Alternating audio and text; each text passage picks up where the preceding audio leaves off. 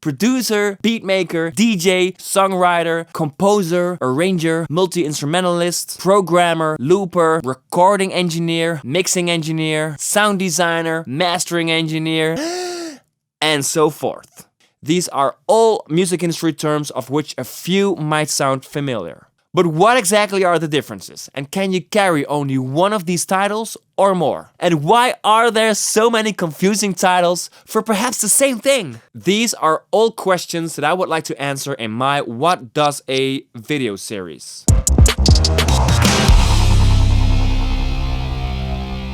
Hi, my name is Lenny Bridgman and I'm a producer, songwriter for artists, bands and media. I'm also the frontman of my own project called A Bridge Too Far. On top of this, I teach people in music production in my own studio here in the Performance Factory in Enschede. In these videos, I would like to give you an introduction to the craft of music production. I would like to show you the different aspects a producer has to deal with.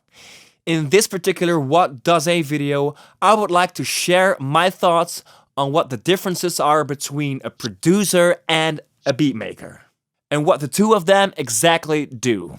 I'm open to discussion because the music industry is constantly moving and every day I learn about new things. So if you don't agree with me, let me know in the comments and we can start a conversation about it.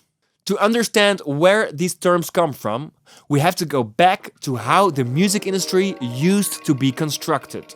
Bands and artists used to sign a contract with a record label and get an advance payment, which was used to involve a team of producers, songwriters, engineers, and to hire a studio where they could work on their album.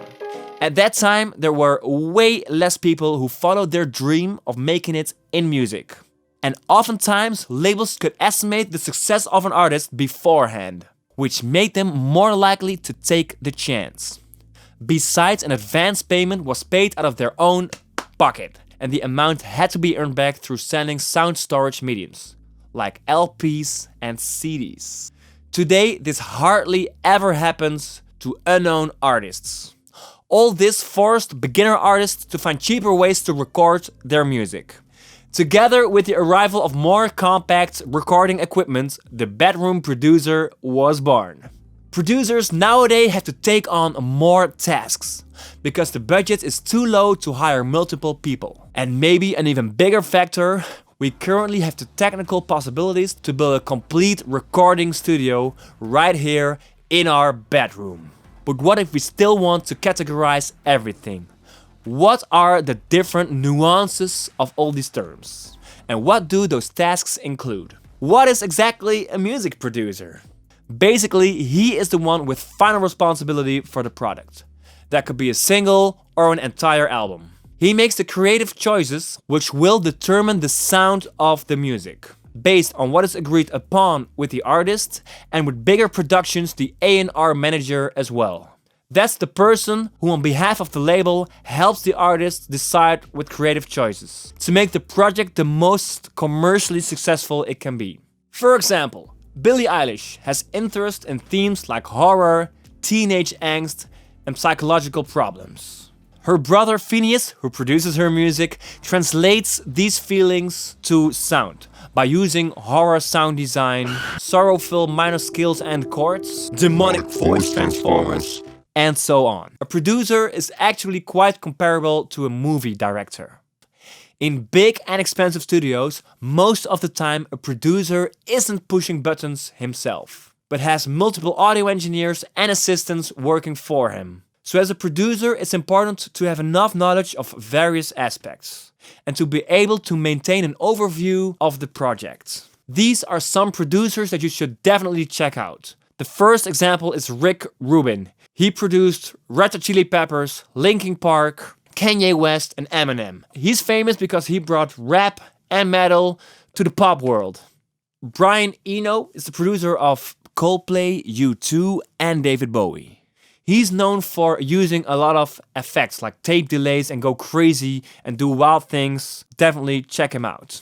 The last producer that you definitely have to check out, there are too many to name, but Quincy Jones, he's famous because he worked with Michael Jackson, and there's a documentary here on YouTube about how he made the album Thriller with the guys from Toto as well. But what is a beatmaker then? The term beatmaker commonly gets used to refer to a hip-hop producer. The term is mostly used in hip-hop by rappers looking for a beat to rap over. This is looked as a flawed term by people outside of the hip-hop world, as they talk about an instrumental with a bass line, chords and a melody, while the word beat suggests that there's only drums and percussion. The term beat has grown into relevancy because it has become very easy to sell your beats to artists on platforms like Beatport and BeatStars.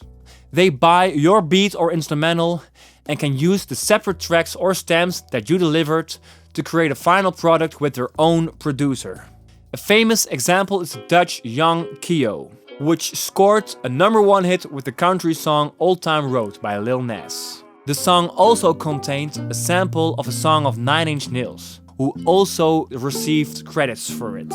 A lot of beatmakers are also producers, because not only are they making an instrumental track, they are also involved in deciding the direction of the record or the mixtape.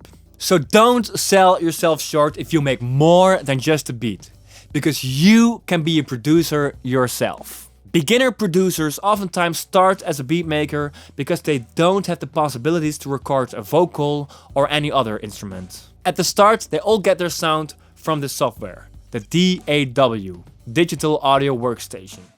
For instance, FL Studio. Most of the time, they, after gaining more experience and have access to recording equipment, they become producers anyway. Full-fledged producers can still sell their beats as a beatmaker to other artists and producers. A beatmaker can also work for famous producers like DJ Khaled. This situation is comparable to the term ghost producers, which is mostly known in the EDM world. A ghost producer is a producer who gets paid to work on a track by an oftentimes well-known artist, but doesn't get credited publicly for doing this. I have a team and I praise my team. I'm not like these other guys that hide their team.